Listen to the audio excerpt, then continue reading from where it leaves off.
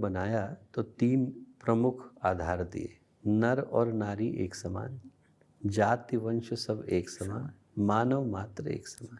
एक बात उठती है कि क्या ये नारा मात्र था या लोगों को जीने के लिए प्रेरित करने का आधार था? दूर मैं नहीं जाऊंगा, अपना उदाहरण आपको देता हूँ।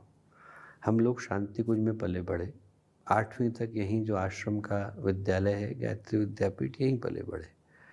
यहाँ से जब पहली बार हमारा एडमिशन हुआ 9वीं में, तो हरिद्वार में कॉलेज है भल्ला कॉलेज, वहाँ पर हम लोगों का एडमिशन हुआ। 9 रुपये सालाना फीस थी, म्यूनिसिपैलिटी का स्कूल था।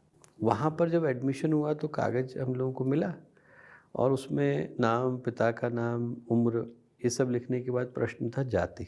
मैं शांति कुंज में पला बढ़ा हूँ, मुझे निश्चित रूप से नहीं पता था कि मेरी जाति क्या है। मैं कहीं बोलने के लिए नहीं बोल रहा हूँ, पर मुझे निश्चित रूप से नहीं पता था कि मेरी जाति क्या है।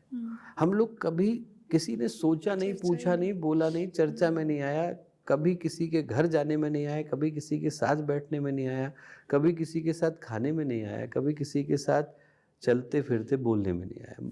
मन में विचार ही नहीं उठा। कर्म तो बहुत दूर की बात है, मन में कभी विचार नहीं उठा। मैंने उस कागज़ को बहुत देर देखा और मैं समझ नहीं पाया कि इसका उत्तर क्या लिखूं। मुझे लगा कि शायद ये पूछ रहे हैं मनुष्य जाति। मैंने कहा कोई पूछेगा क्यों, पशु तो भरेगा नहीं, तो मैंने उसमें मनुष्य लिख दिया। हमारे जो प्रिंसिपल थे वो हरिद्वार के बड़े, मतलब एक तरीके से कहा जाए कि बहुत ही प्रतिष्ठित लोगों में भी थे और उनका भय भी पर्याप्त था। उस ज़माने में जो प्रिंसिपल होते थे और शहर के सबसे बड़े कॉलेज के, वो अपने आप में उनका एक सामाजिक दबदबा होता था। तो वो जो है, उनने जब वो कागज़ देखा तो उनको लगा कि ये लड़का जो है मजाक उड़ाने के लिए लिख रहा है। उनने हमको बुलाया और मेरे साथ 3 और थे जो शांति कुंज से पहली बार 9वीं में बाहर एडमिशन लेने गए थे। उनने मेरे को भी बुलाया और उन सबको भी अलग अलग बुला करके बात करी। और जब उन्हें रियलाइज़ किया कि सच में ये बच्चे वो हैं जिनने इससे पहले कभी इस विषय को जाना नहीं, सुना नहीं, तो अगले दिन उन्होंने प्रार्थना में हमें खड़ा किया। बोले ये वो बच्चे हैं जो हरिद्वार में ही आश्रम है, जहाँ पर इनको ये नहीं किसी ने बताया कि इनकी जाति क्या है, इनकी जाति मानव जाति है।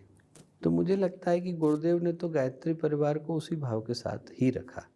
बल्कि हम लोगों ने जब जन्म शताब्दी का कार्यक्रम किया तो उसमें एक प्रमुख संकल्प ही ये रखा कि आप बाकी की सारी पहचानों को बाहर छोड़ करके आइए, यहाँ से एक ही पहचान है हम लोगों की, और हम लोगों की भारतीय होने के नाते, गायत्री परिजन होने के नाते जो पहचान है वही एकमात्र पहचान है।